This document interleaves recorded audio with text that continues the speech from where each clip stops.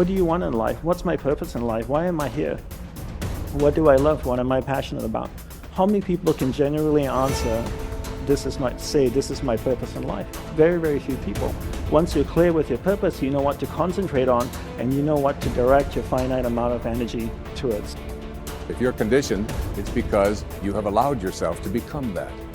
And if we've conditioned ourselves to believe certain kinds of things, and one of the things that we kind of believe and hang on to and live with is this whole idea that all of the things that happened to me in my past are what are keeping me from doing what I'd like to do today.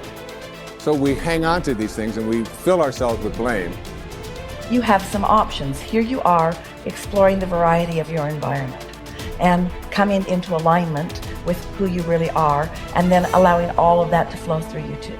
So in every moment in time, you have the option of focusing in a way that increases and enhances your alignment and your joy, which causes you to resonate with everything you put into your vortex, or something else. There really are not so many other choices, are there? You can focus on a problem. You cannot have enough money and feel bad because you are attached to the money, or you can not have enough money and feel good as you're anticipating more coming. But the consequence or the circumstance of the money does not need to dictate to you how you feel. That is the problem with getting attached to something that you can't control, is that it leaves you like a puppet with no strings.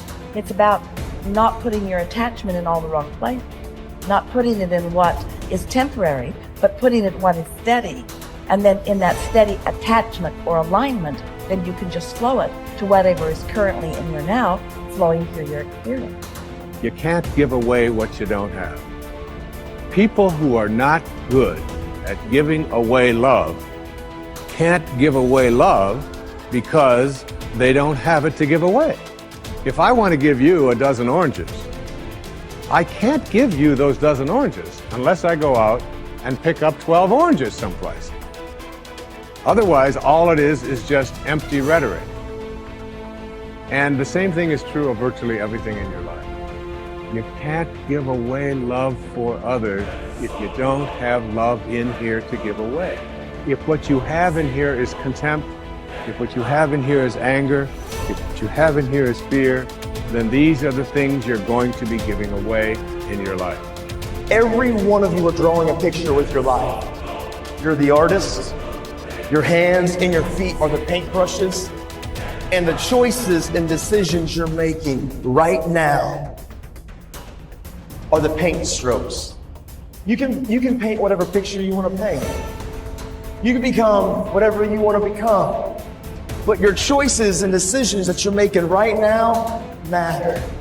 You got to have the grit and the tenacity to push forward and give it a little bit more than what you have right now. Don't wait for the perfect timing. The perfect timing is never going to come because there's no such thing as perfect. There's never going to be a day where you wake up and you're like, this is the perfect day for me to finally change. All the things have lined up. My inbox is completely clear. I have nothing to do today. There's no distractions. The kids are finally perfectly on their own. Oh my gosh, my husband or wife is finally perfect on their own. Everybody is healthy around me. Everything is just perfect. The day is sunny and bright. And oh my gosh, look at all this gold that just happened to appear in front of me. It's not going to happen like that. You need to say, okay, there is never going to be a perfect time, so you need to set a D-Day. Literally, a day in which you say, that's the day. And then you need to marshal all of your motivation, all of your ability to learn and develop skills as fast as you can before that day. But when that day comes, that's D-Day. That's the day that you go. That's the day that you quit. And that has to be a real date for you. I mean, mark it on the calendar. That's the day you quit the thing. That's the day you walk out. That's the day that you leave that situation that is not healthy or satisfying or good for you or your soul or the people around you. That you have to have that date. It has to be scheduled or you'll never do it. You'll just keep saying, oh, one day things are gonna be, the people who say one day, they end up at the end with a collection of days that were so far from perfect that they're in a state of misery now. They never landed in the land of their dreams because they were always marching in something that was miserable to them. right? At some point, the only way that life changes is that you change your course. And don't wait for a perfect day. So what's your date? People who earn large incomes aren't lucky, and they're not crooks as those without money are so fond of pretending, nor are they endowed with more brains or talent necessarily than their friends and neighbors, nor are they privy to occult secrets, and only a very few were lucky enough to have had rich fathers or grandfathers. Most of the people earning the big incomes today started the same way you and I did, and most other people. The only difference between the men who earn big incomes and those who earn small incomes is that those earning big incomes decided to earn more. They're the people who made it their business to earn more. You see, people do what they make up their minds to do. So get rid of the ancient superstition once and for all that people who earn big money are special people, are lucky, or get the breaks, or had money to begin with, or knew someone, or are smarter, or anything else. These are alibis. They can all be disproved 1,000 times. The reason there are so many of these alibis around is that men who fail to make the grade financially are seldom honest enough to just admit that they really didn't try and keep trying. So in order to justify their failure, in order to remain seated, they dream up and pass along these old alibis. We're all self-made, but only the successful will admit it. The commitments we make to ourselves and to others, and our integrity to those commitments, is the essence and clearest manifestation of our proactivity. It is also the essence of our growth through our human endowments of self-awareness and conscience. We become conscious of areas of weakness, areas for improvement, areas of talent that could be developed, areas that need to be changed or eliminated from our lives. Then, as we recognize and use our imagination and independent will to act on that awareness, making promises, setting goals, and being true to them, we build the strength of character, the being that makes possible every other positive thing in our lives. It is here that we find two ways to put ourselves in control of our lives immediately. We can make a promise and keep it, or we can set a goal and work to achieve it.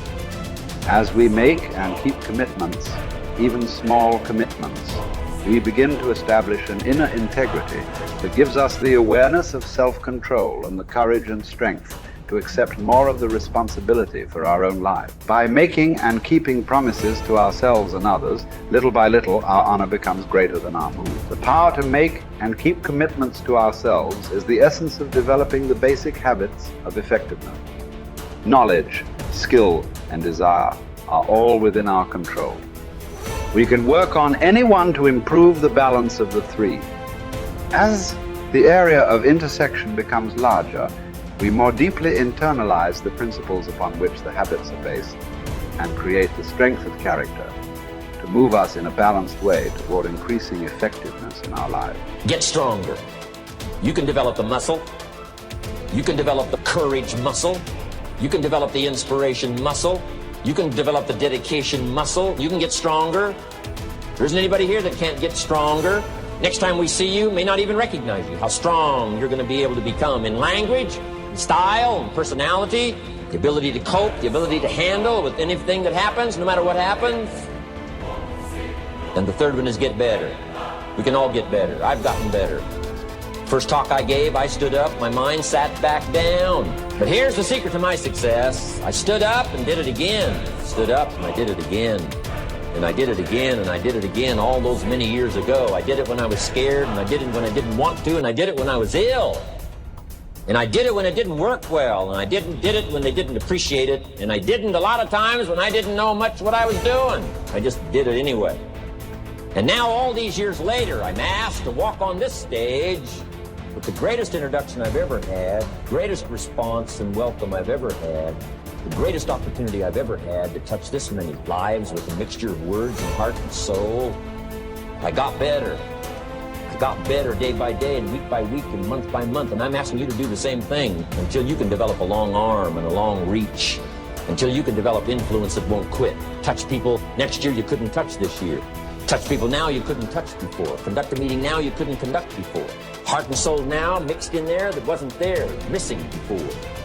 I'm asking all of you to get better in spite of the winters, in spite of the downturn, the money downturn, the social downturn, the personal downturn, whatever it is. Just get stronger, get better, The key is not to wish for a better winter. The key is to wish for more strength, more wisdom, more courage, get better, get wiser, get stronger.